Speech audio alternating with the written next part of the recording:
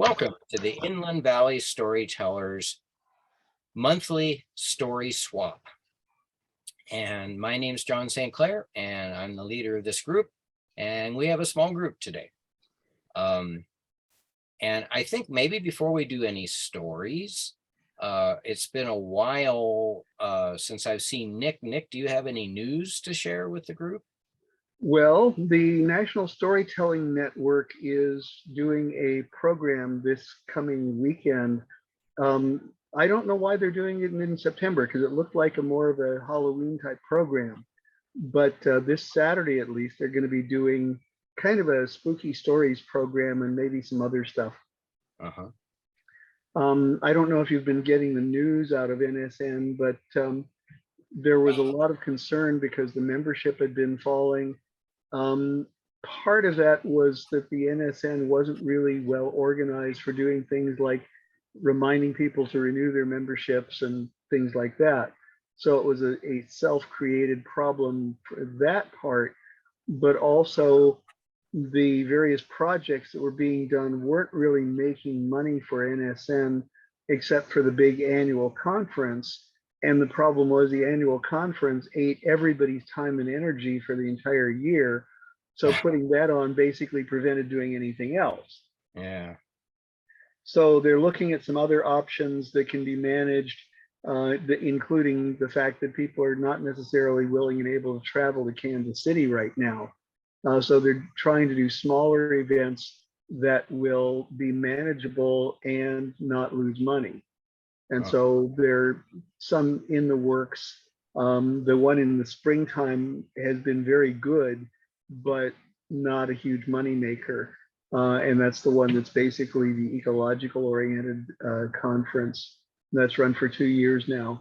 So anyway, the one this Saturday might be worth going to if you like scary stories. Uh-huh. Don't think I'll be able to. We're going to be up in the Bay Area this weekend visiting our son and his family. Yeah, that's the problem. This was not very well promoted outside of the NSN direct circle of contacts, so that even on the Storytel listserv, nobody mentioned it until just a couple of weeks ago. Yeah. Yeah, we're going up there. Chris's high school is having a reunion on Friday, a picnic, and she went to school in Oakland, and our son lives in El Cerrito, which is just north of Oakland. Sure. And so we're doing two things at once. My high school is having a reunion, but I don't think I'll go because it seems to be very much oriented toward people who are still living right there. Yeah. And because a bunch of the alumni from my high school get together monthly for a big lunch, and what they decided to do is just scale this up and have a really big lunch. But it's still on, I think, a Friday afternoon, and it's like, I don't know if I feel like going down to San Diego, having lunch and turning around and coming back, because that's what I would have to do. Right. Yeah. Yeah, I'm kind of the de facto chairperson of my high school's 55th reunion, which is coming up the end of October. It's a 3-day event. Friday. Now, see, that's the way to do it. Yeah. So people who have to travel, it makes it more worthwhile to be able to come to a multi-day event. Right. And our class was so large that we're scattered all over the country, if not all over the world. Yeah. Because I'm not sure if the two exchange students, one of them may have ended up in the United States, but I don't think the other did. And the one that I think might also have gone back to India, because I ran into somebody's name that was very similar, but I don't know how common a name it was in India. So yeah, it's one of those tough things, because when we had the anniversary reunions, I've gone to just a couple of them and gotten to see some old friends from high school, but some of the people who were my close friends from high school have never shown up at any of those. So yeah. Yeah, that's tough. I just sent out 12 emails to people that I really wanted to see, and I only got a response from one who said, "I'd love to come, but we have a family wedding that weekend." Yeah. So anyway, and my class was big too, 930 graduating students. Is that all? How, We how- were we were bigger. yeah, My high school was the second largest high school west of the Mississippi at that time. wow, So our graduating class was 1,100 and some. wow. Yeah, well, we started out as freshmen with over 1,000, but it dropped down to 930 graduating.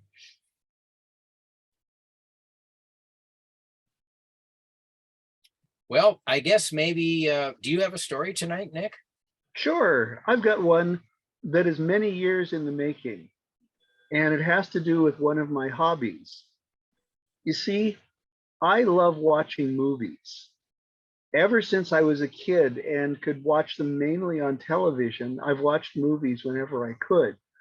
And when my family would take me out to go see a movie, that was really cool too, because in San Diego, where I grew up, we lived on top of a hill and you could actually see the screen from a drive-in movie.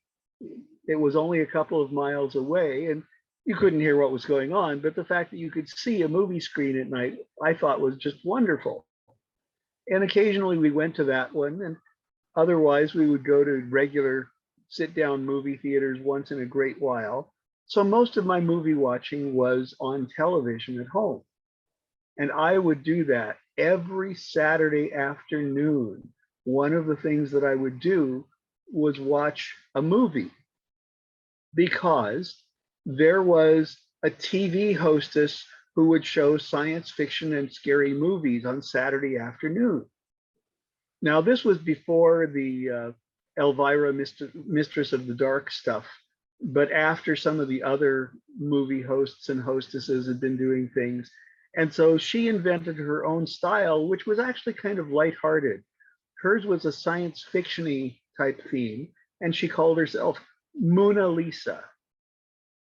Her husband was a TV newscaster, and when he got a job in Los Angeles, she moved up here with him and for a while did a show in Los Angeles. But I couldn't get that channel in San Diego, so I lost track. But I still watched movies whenever I could. And later, there was a movie that I went to sometime after it had come out because it was a European comedy that didn't play here in the United States right away. But it showed at the Rialto Theater in South Pasadena. And I fell in love with this comedy. Imagine a movie that was by the Swedish equivalent of the Monty Python troupe. Ones that were so well known in Sweden that major Swedish actors and actresses would beg for bit parts in their movies and production. So this was a Swedish comedy where Max von Sydow asked for a bit part in it, and it related to storytelling and stories and folk tales, because you see, it was about the village where people went to retire after their happily ever afters. And so for centuries, this village had been getting filled up with the descendants of everyone from the witches to the heroes to the heroines to even the giants. They all lived in this one little Swedish village. Now, this was okay, except for the German industrialists, because the German industrialists had come to the conclusion that the location of this village was perfect to build an amusement park. They wanted to buy all of the land, evict all of the people living there, and build Deutschland. Yes, it was politically improper and in 3 languages because the dialogue in the movie was in Swedish, German, and English with subtitles that didn't necessarily match what was being said in the other languages. To give you an example, there was a spell being cast by the local witch, who was, of course, a descendant of the local witches. And she threatened this obnoxious industrialist salesperson with this long, elaborate, rolling bit of monologue, and thunder and lightning rolled in, and you could see the man's face confused and terrorized both. And then the caption at the bottom in English said, "Grow, hat, grow." Well, I won't spoil it for you, but let's just say the whole movie was things like that. And the problem was that that was the only place I could see it at that time, was the Rialto Theater. And then it went away. Then a couple of years later, there was a film series at Caltech, and the guy who put it on went on to become an advisor for an infamous movie that was Caltech related. He was the Caltech, basically the Caltech stuff advisor for the movie Real Genius. But he was putting on a film series on campus at that time, and he managed to get a hold of this same movie. The title in English was The Apple War. I can't pronounce the title in Swedish, and I'd never made an effort to pronounce it in German. But the point is that he managed to show it on a big screen on the Caltech campus. And once again, people in the Pasadena area were able to see this movie on a big screen. And then it went away. And then it stopped being available for places to get a copy to show. And that seemed odd, but a few years later, videos started coming out. And there was no video of the Apple War. Not in the United States, not in Europe. Now, most of the audience for videos was in the United States at that time. So, okay, maybe there's not a big Swedish market, but why isn't it coming out in the United States? A few years later, I heard a version of the story, and I have no guarantee that it's true, but it made sense at the time. You see, the distribution rights for the Apple War had been picked up by a company that was distributing independent films to theaters like the Rialto and other places. And they had picked up the rights to this thing called the Texas Chainsaw Massacre. Now, the problem was that this company was not entirely on the up and up. If you've ever seen the stage play or the movie called The Producers, the Texas Chainsaw Massacre was apparently how they were hiding money. They actually had underworld ties and were laundering money by losing money on films they were distributing. The Texas Chainsaw Massacre looked so bad to them that they sank a lot of money into that to be hidden by the fact that they would lose money on it. And then it made money. And their tax returns looked funny, and the IRS began to audit them. And the audit looked funny, and the FBI was called in to look at what was going on. And the federal government seized all of the assets of the company, which included the distribution rights and the existing American prints of the Apple War. Apparently, the FBI was not equipped to distribute movies or to have videos made from them. And later, as this all got resolved, the Texas Chainsaw Massacre got bought out of limbo by a company that really wanted to make videos of it. There was no such company that wanted to make videos of the Apple War, sadly. So it was still in limbo. Years passed, and I discovered that as the DVD format was coming into use, people were thinking, well, maybe we can make short runs of DVDs of things that weren't even made on tape. And nobody made DVDs of the Apple War. Apparently, the only surviving print copies were in Sweden, and nobody in Sweden was equipped to make short run DVDs of things that had come out so many years before. And so things went into limbo again until finally streaming might save it. And yes, a streaming service in Sweden ran the Apple War briefly. Did you know that Swedish streaming services do not distribute to the United States or to anywhere in North America or pretty much anywhere in the English-speaking world? And so a streaming version of the Apple War was shown briefly in Sweden and then went away because they had saturated the market with 3 or 4 showings. A week ago, I was at a movie conference here in Los Angeles called Cinecon. Now, I go to that every year, and the focus of that is to celebrate older movies. And as part of that, they even have the honoring of movie celebrities from years past. This year, they were honoring Mitzi Gaynor.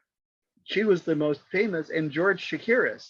Mitzi Gaynor, of course, from all the musicals in the 50s, and George Chakiris, his most famous being the West Side Story. But they actually honored 2 actors from the child side, one of whom had been the child actor who'd been the lead in Invaders from Mars, the 1950s one, and the other had been the girl murderer in The Bad Seed.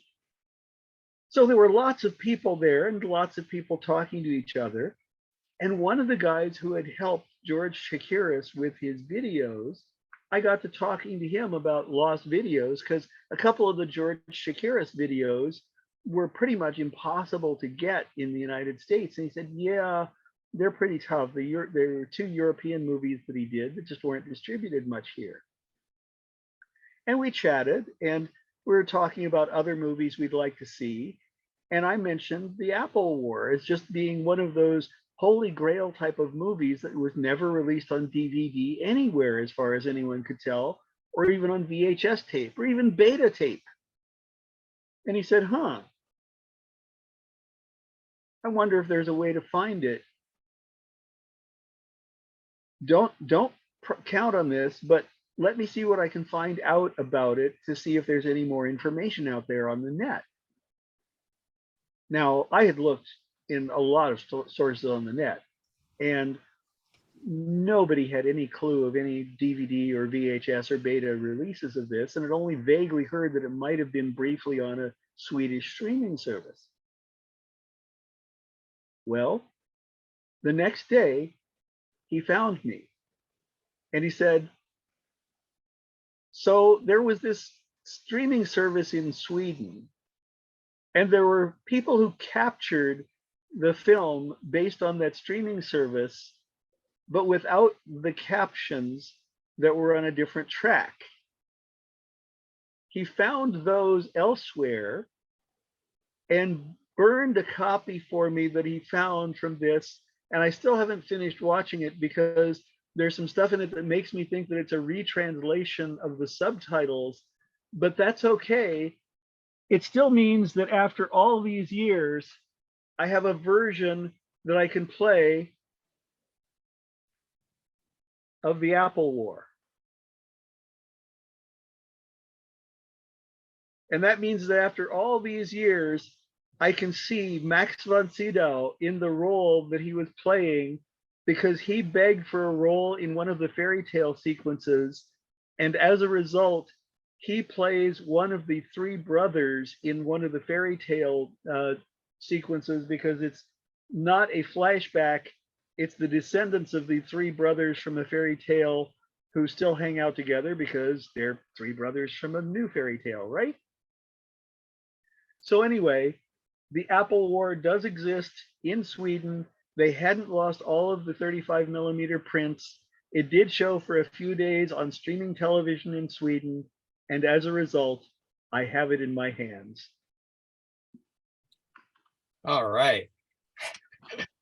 Congratulations. That took 4 decades to get it, but yes. Yeah. An interesting side note, in August, I went on a mule pack trip to the Big Pine Lakes area. And on the hike up to our base camp, we passed Lon Chaney's cabin that he had built up there. And of course, he was a silent film star for many years.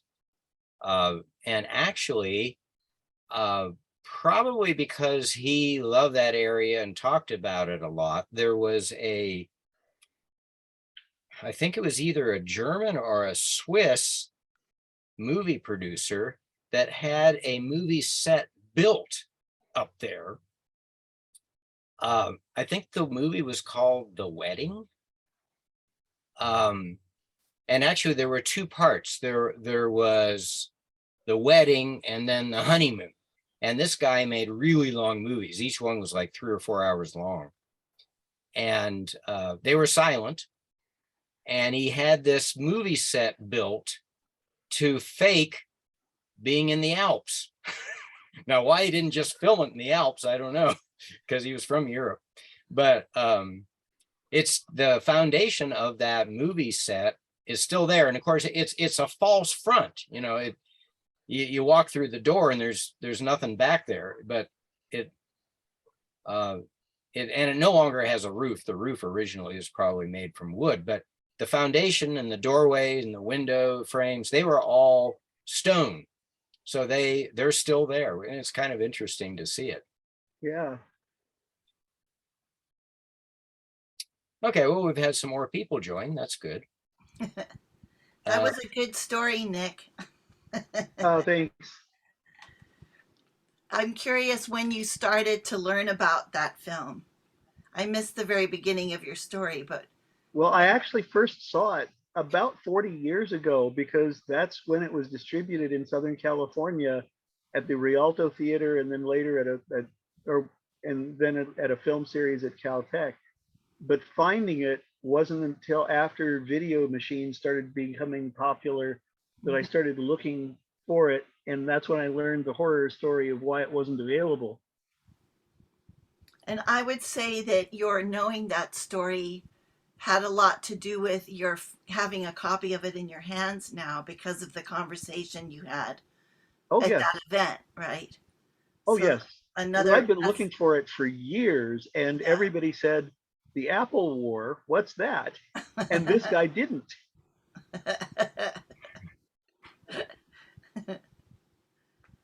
That's good. But So yeah, the Cinecon is an amazing event.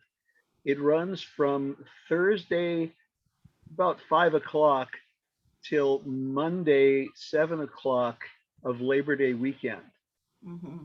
and it's except, well, let's see, Friday, Saturday, and Sunday, it's about 12 hours of movies each of those days.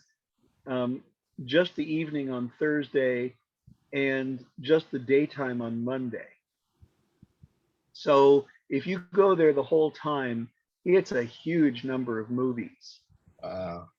And whenever possible, they show restored prints or things that are special in some way. Hmm. Like everybody has seen George Chakiris in West Side Story. So they showed a different one, a war movie that he did that most of us had never even heard of, things like that. And so, or the movie that, I can't, I think Patty McCormick was her name. She was the one who played the little girl in The Bad Seed, who was the murderer. And she made a movie a few years after that to kind of recover from that, because she had trouble getting other roles because everybody said, "Ooh, you're that creepy kid from The Bad Seed." So she did this wonderful later film that was about being a child actress. And it was just a blast. And most of us hadn't seen that. And so we got to see some unusual films involving these people or restored things. I mean, Jimmy Hunt, who was in Invaders from Mars, we got to see a very much restored version of that movie from 1953 that had been recently cleaned up and restored. So that kind of thing happens. And with Mitzi Gaynor, her presence alone was enough to make the evening worthwhile. But we got to see one of her movies there too, and so and a zillion other films. And that's the thing, you get to see stuff that you don't see elsewhere. I got to see a bunch of 3-minute movies that were made in the 1940s. Did you know that in the 1940s there were video jukeboxes? No.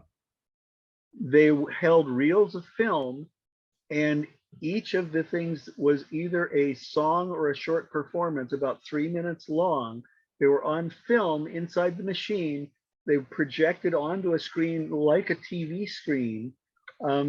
And this was something you put in your dime and you got to watch 3 minutes of something. Wow. And so there are very few of the machines still left, but there are a bunch of the movies still around. So there's a book coming out about them, and major performers had Soundies was the name of the company, but there were several competing companies, and all the competitors immediately lost money. Even the one owned by Edgar Bergen, who wanted to do ventriloquism little snippets, he lost money because he couldn't figure out how to market them. But the Soundies lasted for several years with these machines showing them, and they could be anywhere that a jukebox could fit because they were about the size of a jukebox. And the main problem was that in order to change away from like 8 or 10 things that were in there, you actually had to change the film reel. So it wasn't something that could have 100 different things just available. And I think that was one of the problems, is once you'd seen what was in there, you had to wait for somebody to change the reels of film to see something different. Very interesting. So yeah, we got to see lots of cool stuff. Nick, this was this year that you saw these movies? Oh yeah, this was over this Labor Day weekend.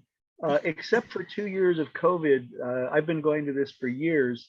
They did an online version during the 20 and 21, but it's an amazing event. So Mitzi Gaynor is still alive.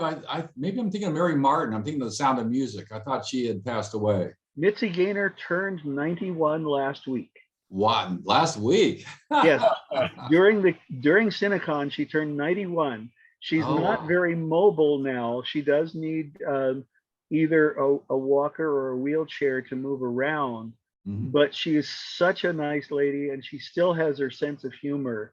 Wow. And she still has a sense of humor about her career, because apparently Mary Martin never forgave her for stealing one of the roles. Because there's one of the roles where Mary Martin did it on Broadway and Mitzi Gaynor was hired to do the movie version. I think that may have been, it was either South Pacific or Anything Goes. But No, I think I said Sound of Music, but I meant to say South Pacific. Because it was one of those two. Mary Martin did the Broadway version and Mitzi Gaynor did the movie version. Yeah. And so when they went to see Mary Martin at something else, everybody else from the cast got to go into her dressing room except Mitzi Gaynor. Because there was still a bit of a grudge there. But yeah, Mitzi Gaynor was really neat. And the others of those actors and actresses who were there, I mean, George Chakiris is like 90 years old too, and he was interesting to hear talk about his career because he started out purely as a dancer. He was not even a character actor originally. He was like a dancer in the background in a bunch of stuff. And so West Side Story was a huge, huge leap forward for him because he had gotten a role in the London production of the stage play. And what made that interesting was that in the London production of the stage play, he wasn't playing Bernardo, he was playing Riff. And because he'd been playing opposite a really good Bernardo, when he came back to audition for the movie, they said, we'd like you to audition for both parts and then we'll see. And he had Bernardo down as solidly as he had Riff. And they said, wow, we think we want you for Bernardo.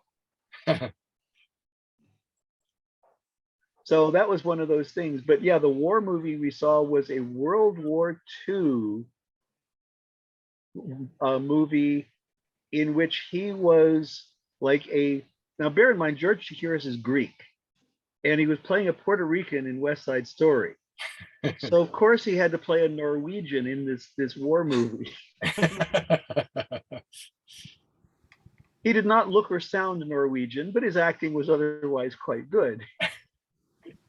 The female lead in the movie sounded and looked much more Norwegian. Yeah, that's funny. And considering they were brother and sister with totally different accents. Yeah. Raised in different families, obviously. Yeah. Yeah, right. Just different parts of Norway. So does anybody else have a story? I have one. Okay. Yay. You want to go next, Angela? Yeah, I can go next. All right.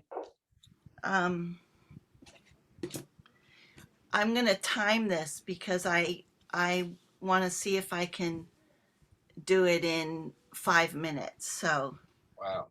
I'm gonna do an open mic tomorrow night, and they have a 5-minute limit. They'll let you go till 6 minutes, but so this is with 6 Feet Apart Productions, and their theme is memories.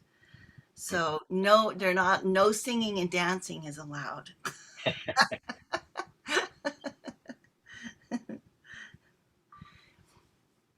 So from the time I was very, very small, I loved to find things out on the street and bring them home.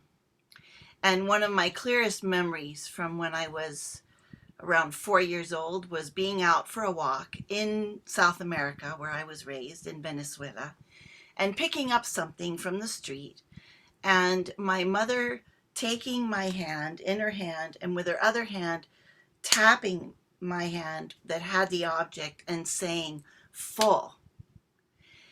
And my mother spoke English and she spoke Spanish, and I was 4 and I have no idea what full meant, but I knew she was saying drop that thing, baby. So when I started looking for stories to do in performances for young children, it was not a surprise that once I found songs and poems that I wanted to do, I was looking for objects to connect the poems and the songs to. And then I would make a story to connect the poem and the song to the object. So that brings me to my love of small objects. And I want to show this to you. This is a plastic sardine can, and it has a working key that you can open. And I've had this for a very, very long time. And for many years, it lived in my grandmother's train case, which has my mother's precious jewels in them. And what I kept in this were all the gold fillings that my current dentist was removing and replacing with porcelain caps or gold or something else. These gold fillings were put in my mouth when in the 70s in Colombia, where there's a lot of gold. And I guess it was common to use that for fillings. So when they were taken out, I saved them, and this was where I kept them. Now, when my husband and I got engaged, and then we went to the jewelry store to buy our wedding bands, I took my little sardine can with me, and we traded in these gold fillings from Colombia to the jeweler, and that got like $150 knocked off of our wedding band cost and the engagement ring that we also bought. Now, so I was thrilled. I'd had these in there. What are you going to do with them? I was thrilled that I was able to make an exchange, a little transformation. Well, when we got fitted for our wedding bands, I've never liked anything too tight. So I chose a sizing for both of my rings that were a little big. So we got married. Everybody say yay. And about 6 months after our wedding, I was outside here in the desert, and I was raking up pine needles. when my rings slipped off my finger. It was in the fall and my fingers were cold. And I immediately just picked them up and pushed them back on my finger, kept working. And about 3 hours later, when I was on the phone with a friend, I looked down at my hand and I saw that I no longer had my rings on.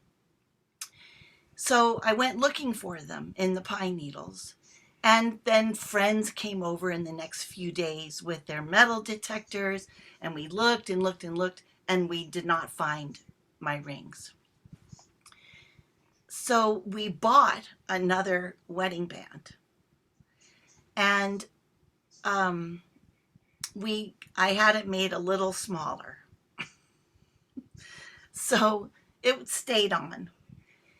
But about 6 years later, I lost it. I left it in a motel. And 2 months after I lost it, on our wedding anniversary, my husband looked down at my hands and he said, "Where's your wedding band?" And I just looked at him and I said, "I lost it." And he was like, he just shook his head, you know. So 6 more months rolled by. It was now August, 7 years after our wedding. And I was back raking up pine needles. And as I was raking them up, I thought, maybe I'll find my rings. And so as I put them in a big plastic garbage can, I was sort of looking. But my work got interrupted. Another day came. It was time to go into Van Nuys to go to school and teach. And so I left the pine needles in that trash can, and there was still more to rake. And so it was another week when I was back out there raking away, and I just got this sentence, "I'm going to find my rings." And sure enough, raking away right there up against this old green barn, there was the engagement ring. And I found it, and I ran inside to Larry and I said, "Look, I found it." And he said, "That's fantastic." And I said, "The wedding band can't be far," because it was right behind the engagement ring on my finger. So I went running back out and I found it. There it was. And so those are the rings that I have. The engagement ring is in one of those little jars with a post in the middle where you're supposed to put your rings when you're going to go out and weed. And I have my wedding band and it fits just right. And so I just love this story. And I love the fact that 7 years later, I found it.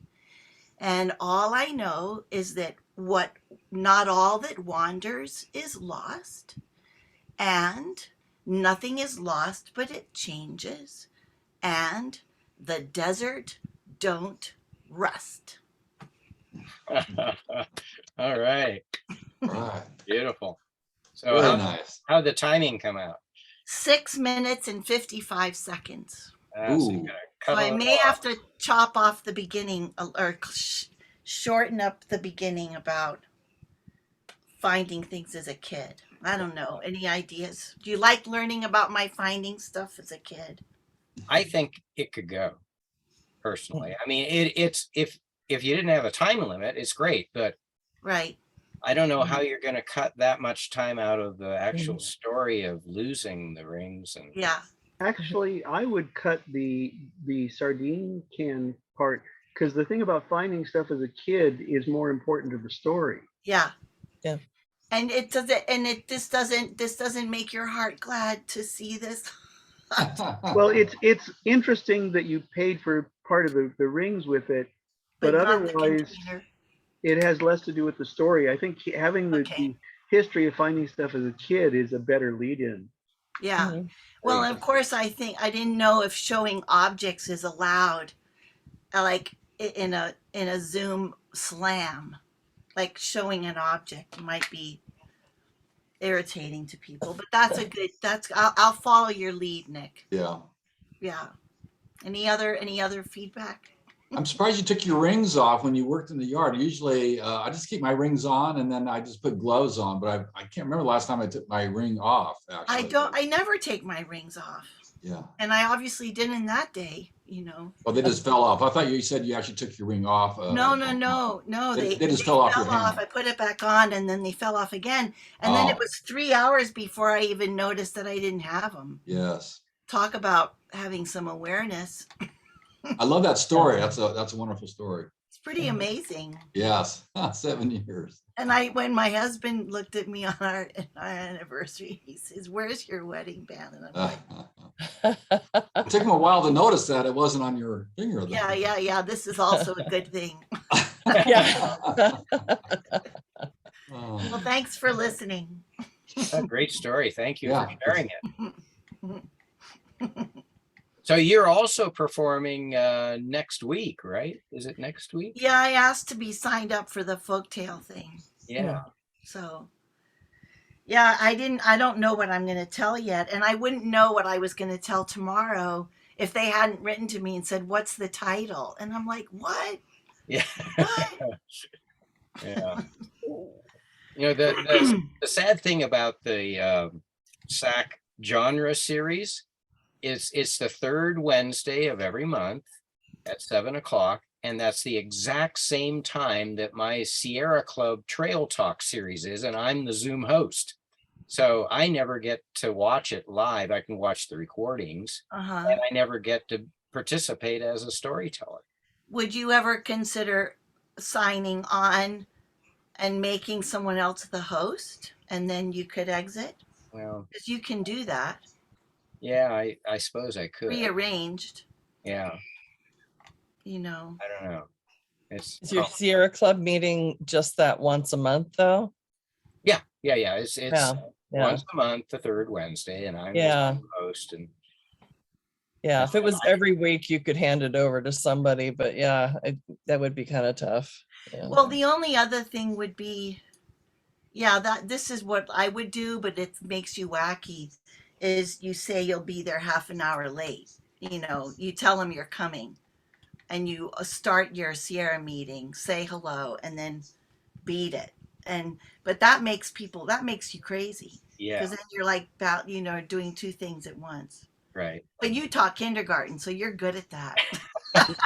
Well, I don't teach kindergarten anymore. I'm not sure I could go in and survive a kindergarten class now. Oh, sure you could. They're not that bad. I once heard the best comment about teaching kindergarten at a Modern Language Association conference years ago. And it was one of those panels where they were helping job seekers figure things out and what to put on your resume.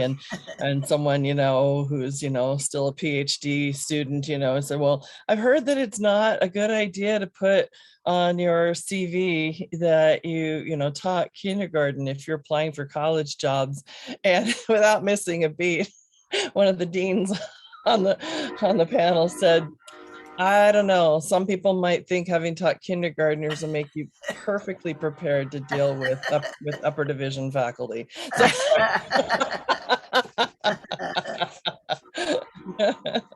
Well, you know what Donald Davis says about teaching very young children?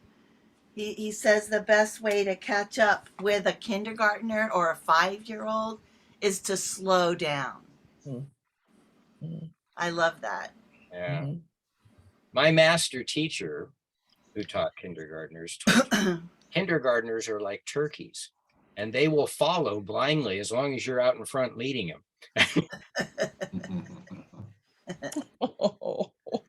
The teacher at our school used to say that she thought of the kindergartners as aliens when they would arrive for the first days and weeks of school because they all come from different planets. They're all coming from very different cultures, and now they're all in the same room.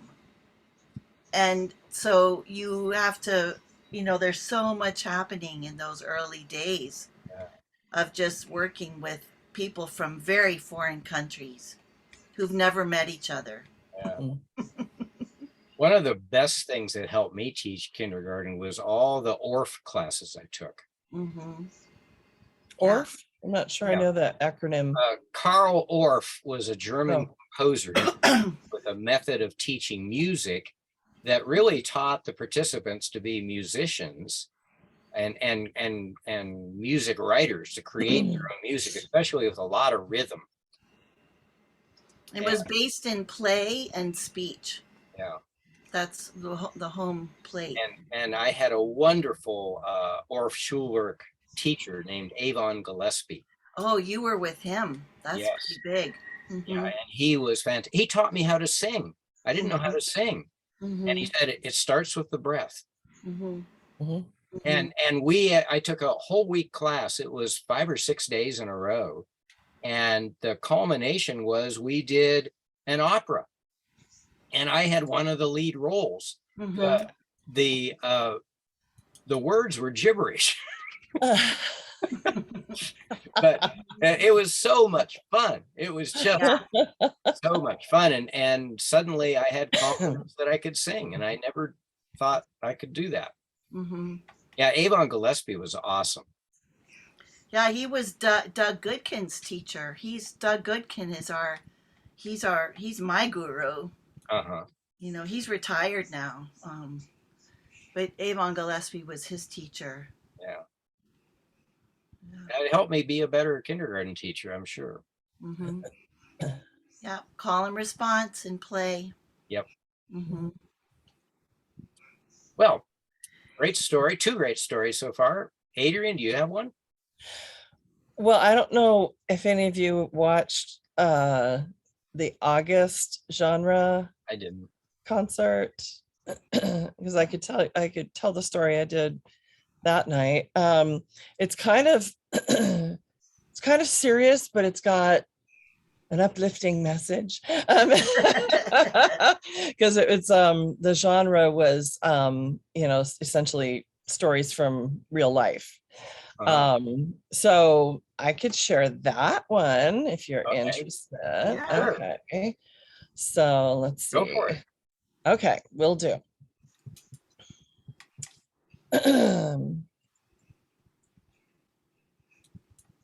So it's titled She Wanted Storms.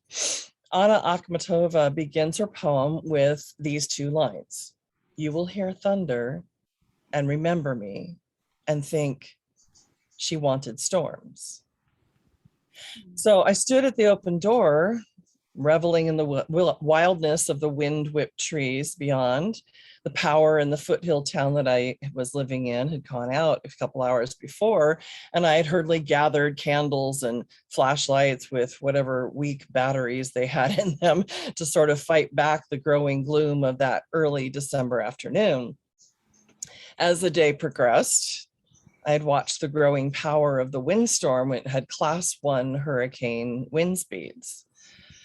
More power lines arced in the distance, and another neighborhood went dark. Trees whipped back and forth like rowdy cheerleaders at a home game win, and palm fronds dropped and blew down the street, lining it for a triumphant Palm Sunday-like entrance of 100-mile-an-hour winds that shot down the streets and rattled the windows and doors. I stood at my open door with this sense of awe and wonder that was only mildly tempered by fear of blowing debris heading my way. I knew that I must look like an idiot with an amazed and delighted grin on my face, and the glances from the police officers in the cruiser that coasted down the street suggested I might want to close the door. Now, I love storms.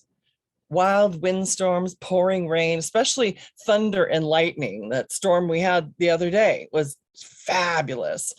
I count the seconds between the flash and the rumble to gauge how close the storms are, which direction they're headed. I remembered sleepovers and youth group retreats where all the girls had huddled close and shrieked when the lightning lit the sky or the thunder rumbled. I was the only one who would go and sit by the window and watch the light show outside, disappointed when it had passed on and left. I was never sure why I found them so fascinating while others feared them. As a grade schooler, my middle-class suburban family lived in a house with a big yard and a friendly neighborhood where I went door to door every March to sell Girl Scout cookies. And we three kids walked to our local schools and hung out with friends on the weekend. We were definitely free-range children. And every summer we packed up for family vacations to the mountains where we played board games, took long walks to other neighbors' cabins, and swam in the community pool all day long, a source of many other stories that I could tell.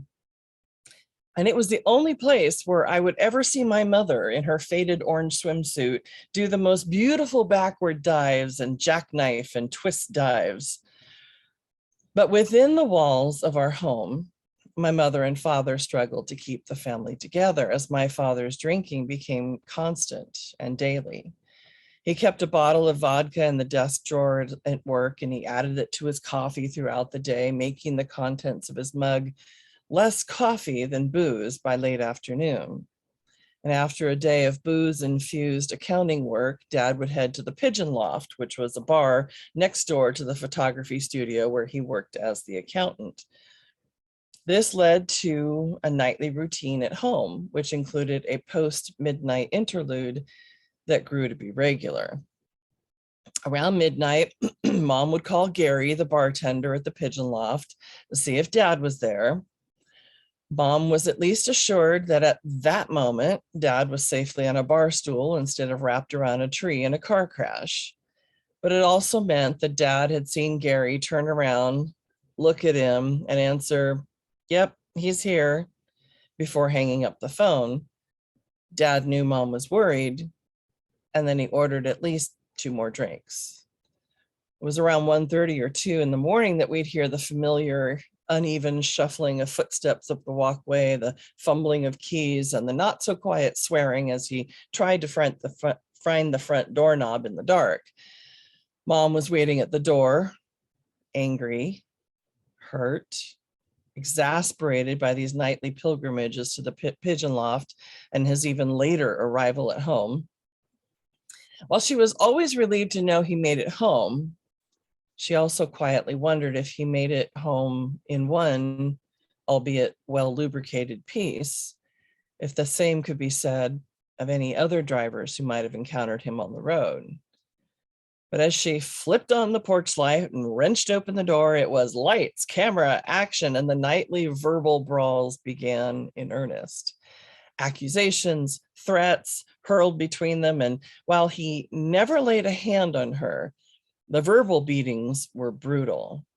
Mom returned fire with equal vigor, but without Dad's farm-raised, sailor-enhanced expletive vocabulary. And thankfully, my childhood memories are absent the actual words that were said, just the volume and the vehemence with which they were delivered, much like a more hostile version of the teacher's voice in Charlie Brown's school classroom. But instead of asking about state capitals or multiplication tables, these voices accused and blamed one another for their joint misery. Once the arguments began, my sister and I crept out of our rooms, which were closest to the living room, and I listened to the thunderous clashes between them, careful not to let our presence be known, as we might likely have been included in the chaos. Our brother wisely chose to stay in his room down the hall, or perhaps he was just a sounder sleeper. We never discussed these interludes among ourselves once the sun came up. Our nocturnal, vampiric observations were locked away during the daylight for fear of turning ourselves into dust in the bright light of morning. Sometimes the violence spilled into the daytime. If my father arrived home early in the evening and was assailed by the frustrations of my mother, who'd had trouble with my brother's latest behavior, eager to prove himself the man of the family, Dad would confront my brother, and it often became physical. He was the only one in our family who endured the physical version of what we witnessed verbally after midnight. No wonder he stayed in his room every night. He'd already had a front row ticket to a show he had never wanted to see in the first place. This kind of experience, the late night verbal brawls, the hurt and accusations and violence, did leave its mark, but we tried to find ways to mitigate the heaviness. For the next year, after my folks divorced and dad moved out and got into Alcoholics Anonymous, we could likely hear on occasion my mother laugh from another part of the house or the garage and exclaim, "Eureka!" She had found yet another one of the bottles of whiskey or bourbon that my dad had stashed around the house. They seemed to pop up like boozy Easter eggs when we least expected it. And while such late night storms left their permanent mark on my spirit, I also know that such dark storms held their own gifts. Hard, difficult, sometimes dangerous gifts, but also empathetic and tender-hearted gifts that have allowed me to connect with my friends and my students' suffering and fears in many compassionate ways. And one of the gifts of insight I got that wild night of the windstorm was the realization that there are parts of me that are fearless, which can face down hurricane winds. There was a reason that I could enjoy those thunderous storms. They held no terror for me because I knew that whatever storm raged outside my walls and windows, it paled in comparison to the storms I had experienced inside the walls of my home. And I began to understand that I enjoyed the loud rumbling thunder because with every lightning flash, something was vibrantly illuminated in bright contrast and offered a new and surprising way to see familiar things. So again, as the Russian poet Anna Akhmatova said in her poem, "You will hear thunder and remember me and think she wanted storms. The rim of the sky will be the color of hard crimson, and your heart, as it was then, will be on fire."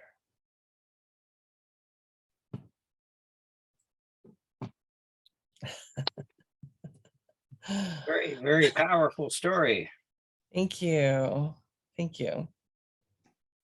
That was so strong. Wow, you caught me off guard. You kind of start off, talking about, I forget what now, and then it just evolved into this really powerful recollection of your childhood. My wife had a similar story as yours. I should have brought her in here, but I didn't know that's where it was going. Well, and if you go to the SAC, the Storyteller Association of California YouTube channel, you'd be able to see our concert from August, what was it, 17th, I think. Let me check. The third Wednesday, whenever that was. Third Wednesday, yeah, the 17th. And I think I was about 2/3 of the way in or so. So if you want to play it for her, it's there too. So Plus, we're recording tonight, so oh yeah, that's Oh, right. yes. it'll be on the Inland That's Valley right. Storytellers YouTube channel as well. Yeah. Thanks, John. Yeah. Yeah. I always worry about telling stories that have kind of those serious, I don't know, themes from, an admittedly violent and unhappy portion of my life. But I like to hope that I make something of it that is meaningful, that can make, kind of redeem the suffering, I guess. Well, you didn't leave us in the gutter. You brought us out with some glimpse Yeah. of enlightenment that came from it. Cool. Enlightenment. Aha, pun intended. Thank you. Gosh. When you start the story, how old are you when you begin it? That moment. When I'm standing in the doorway at the Yeah. windstorm. Oh Yeah. gosh. I'm full on adult. It was probably, when was that? 2010 or 11, something like that. So it was only about 10, 12 years ago. Uh-huh. Yeah, I should probably give a little time marker to that. That would be useful. I was curious how old you were just when you were starting. Okay. I'll make a little edit on that just to make sure that doesn't distract anyone. I'll answer that question. Well, because Yeah. in the when you quote the poem, I think that's in first person. Mm. So when you started talking in first person about you, I wasn't sure if that was you or a character. Ah. Still in the Okay. poem. So Yeah. Okay. Good yeah, to know. that's just a Yeah. I figured I understood it was you eventually, but that's just another piece. Okay. Cool. All right. Yeah. I can always do more editing. Very powerful story. Thank Yes. you. Thank you. Yeah, it's amazing how many people, I too had an alcoholic father. Although he wasn't violent, but we had an incident. Uh, my mother and father would often go out dancing Saturday night. And if he got really drunk, sometimes she would just be disgusted with him because he would ignore her and dance with other people and make a fool of himself. And one time she left the dance and walked home. It was like, oh, I don't know, about 7 or 8 miles at night. Wow. And my dad came home, woke me up and said, has your mother come home yet? Which just scared me to death. Oh my. Wow. Yeah. So, yeah, that was a really, I was probably, I don't know, 7 or 8 years old at the time. And I worried for my mother. Yeah. Yeah. I mean, and dad, when he was sober, was a pretty nice guy. I mean, people Yeah, really same with liked mine. him. Yeah. Yeah. I remember though, he was slightly lubricated when we went to a father-daughter picnic when I was in Brownies, pre Girl Scout, so first, second, third grade ish. And he had hit the sauce just enough that he actually misspelled our last name on our name tags. Oh no. Yeah. And and another time I was in the cherub choir at church because I was just a cute little cherub singing in the choir. And he came lubricated to our musical performance. It was, I think, Christmas-ish or whatever. And it was just those things, where it's like, seriously, you can't make this stuff up. I mean, you can, but life is stranger than fiction. So yeah, Yeah, me and my friends love to do sleepovers, but I never had a sleepover at my house because right. Yeah. I never invited anybody over at my house because I was afraid of Right. being embarrassed. Yeah, exactly. Same with my Yeah. wife. Same story. Yeah. But it's interesting, years later, it's probably about maybe 10 some odd years ago, a friend at my former church in Orange County, he's 97 years old, and it was in this book study group that I was in every week, and it turns out that his granddaughter was great granddaughter, I guess, maybe, was one of my classmates up in Northern California where I grew up. And so I got to see Emily and her mother, Susan. And so now as an adult, I'm talking to Emily's mom, and she said, I just thought your mom was just such an incredibly strong woman. And I thought, well, that told me a whole boatload right there. That obviously my friends' mothers knew, Yep. and mom probably talked with them. I never knew that. And they admired my mom for her strength. Mhm. Wow. That was amazing. Mm. Yeah. So I just noticed Penny Post has joined us. Hi, Penny. Yay. And guess what, Penny? Nick's here. Hi there. Yes, I see that. Hi, Penny. Hi, Nick. I assume hi, Nick, that was from you. Yes. My. It's nice to be here. I tried to come last month and there was no meeting. Well, there was.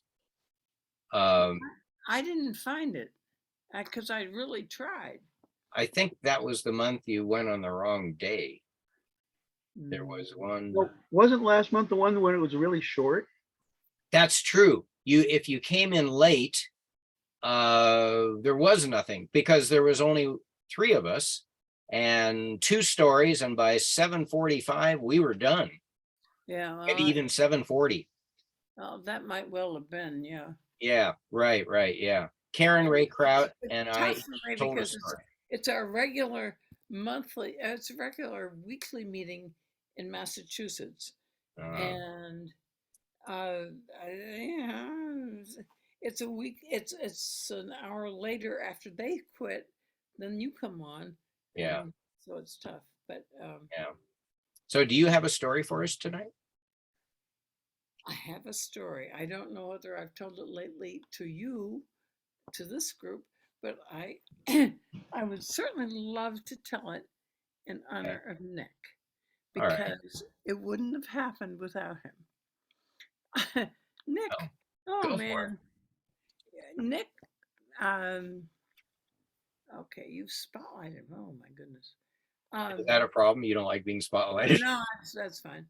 Um, Nick invited me to help present a workshop on a subject 30 years ago. This is, it was 1992 or thereabouts, um, with a very young woman who knew all about the Francis Child ballads.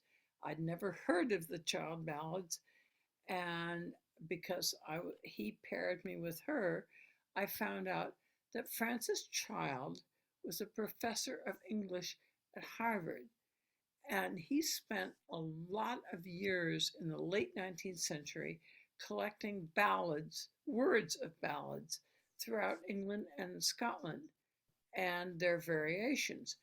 And I reread some of the description of all this process this week. They'd never been written down. So what Francis Child did was write them down. He didn't write down the music, just the words.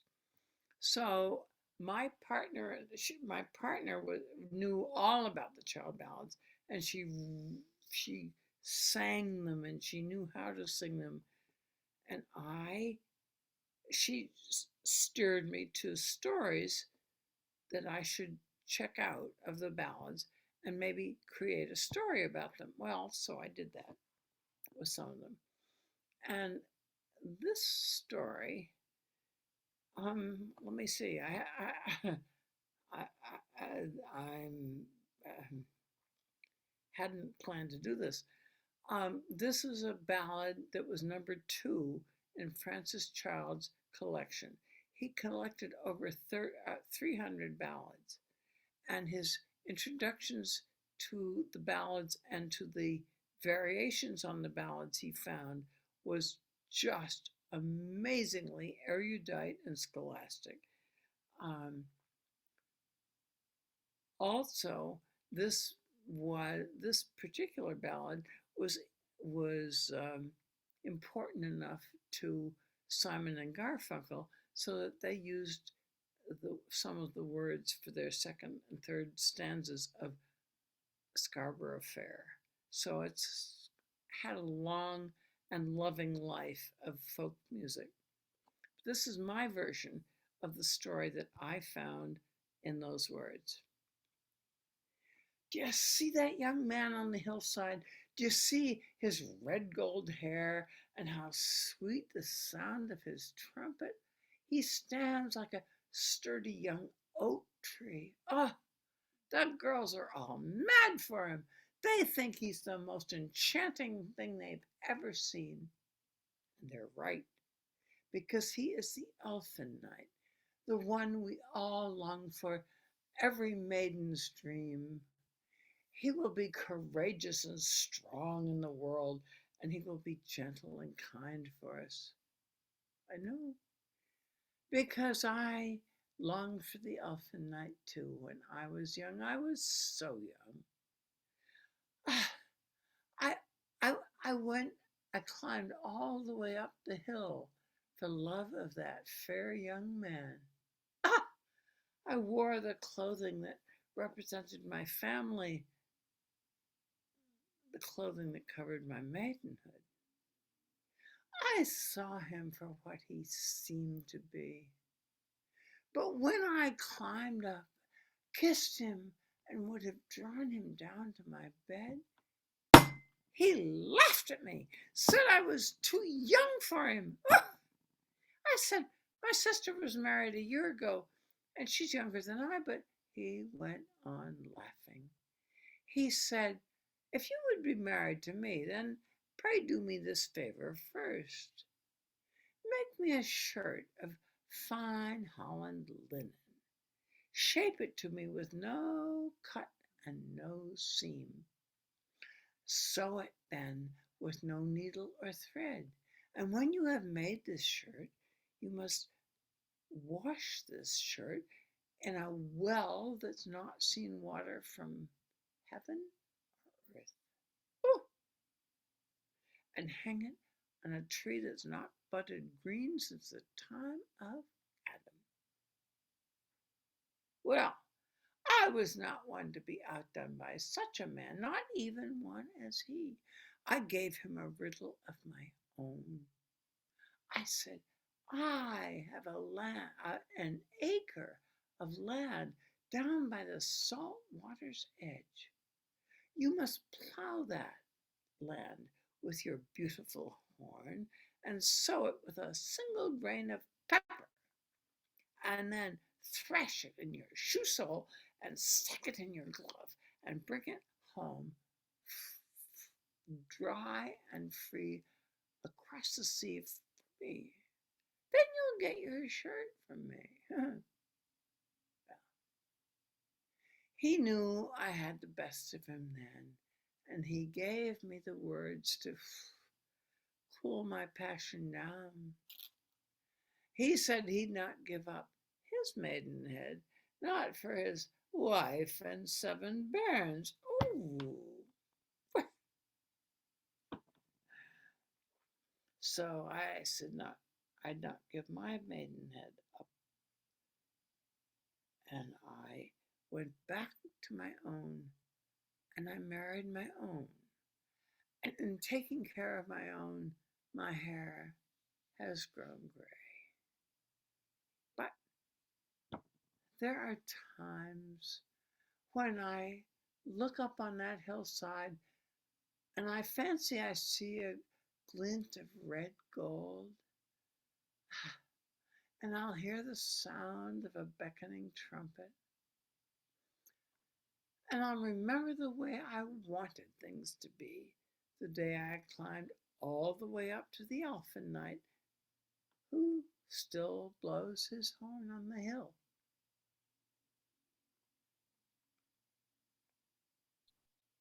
All right. Great story. That was great, Penny. I owe the inspiration to Nick. I do. Well, I knew you could do that workshop. I just had to push you into it. Well, you pushed me into a lot of workshops that were very, very, that worked very well. Thank you. I've always loved that, and I've always appreciated it. I still have the 5 volumes of the child ballads, and I still go back to them. I love them. I've been telling this story recently a lot for a variety of reasons, and I still love it. It's my version of a before and after of the words. By the way, if any of you are interested, you will find some of those words in the 2nd and 3rd stanzas of Simon and Garfunkel's Scarborough Fair. What's the name of the child ballad that you jumped from? Is there a name of it, or? Elfin Night. Uh-huh. It's the second ballad that child put into this collection. So it obviously mattered to him. and there's like 12 different variations on it. Yeah. But this one works, and Mm. and it really got my attention. I'm reading Sheila K. Adams' book, my my old true love, which was a novel that she wrote that came out in 2004, and it tells about, it really jumps from her life and her grandmother, her family, but it really focuses on the lives of the women in the Civil War. My So own true love. my old true love. And she also produced a recording that has the songs on the album that she quotes in the book. Oh, I'll have to find that. So, I don't have that album of hers. yeah, Write this down. Yeah. it's let me I can look up the name of the album. But she was recently in a series that Adam Booth produces called the Speak Story series. And so I heard her, that was in July. You can find her on YouTube giving a talk at the Smithsonian. So Tell me her name again. Sheila K. Adams. Okay, hold on.